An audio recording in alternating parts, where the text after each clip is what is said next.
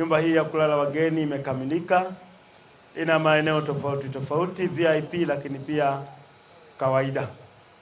Mheshimiwa Mkuu wa Wilaya, awali ya yote namshukuru sana Mheshimiwa Rais Daktari Samia Suluhu Hassan kwa jinsi ambavyo anaendelea kuweka mazingira rafiki kwa wawekezaji wetu.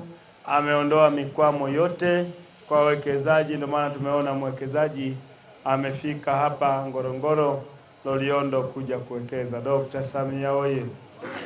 Taifa letu limeanza bajeti tarehe 1 Julai mwaka huu, bajeti ambayo inaitazamia Tanzania ya 2050.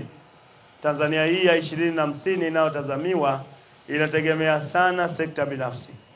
Ndio maana Mheshimiwa Rais ameendelea kuweka mazingira rafiki kwa wawekezaji wetu, wawekezaji ambao wanaongeza pato la taifa, lakini pia ajira kwa wananchi wetu. Kwa tunategemea sana sekta binafsi ikiwa ni hii ya uwekezaji ili kuongeza pato la taifa na nchi yetu iweze kusonga mbele kimaendeleo.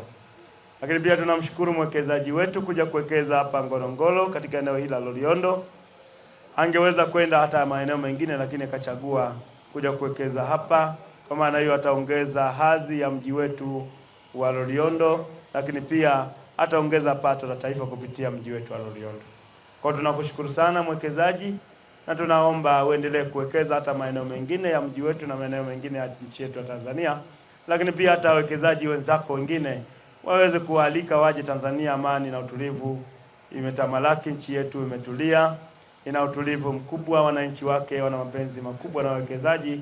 Hivyo tunaomba muendelee kuwekeza katika nchi yetu, kwani nchi yetu inategemea sana sekta binafsi. Mheshimiwa Mkuu wa Wilaya, niseme tu kwamba Mwenge wa Uhuru umefurahishwa sana na uwekezaji huu wa nyumba hii ya kulala wageni hapa Loliondo, na uko tayari kuzindua ili wananchi wa Tanzania wanaofika Loliondo wapate pahala pa kupumzika na kurefresh mind. Mradi huu ni matokeo ya ushirikiano wa karibu kati ya sekta binafsi na serikali.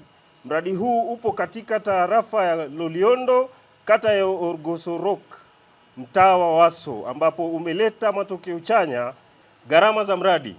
Ndugu kiongozi wa mbio za Mwenge wa Uhuru kitaifa mwaka 2026, mradi huu umegharimu jumla ya shilingi milioni 985,550,000 hadi kukamilika.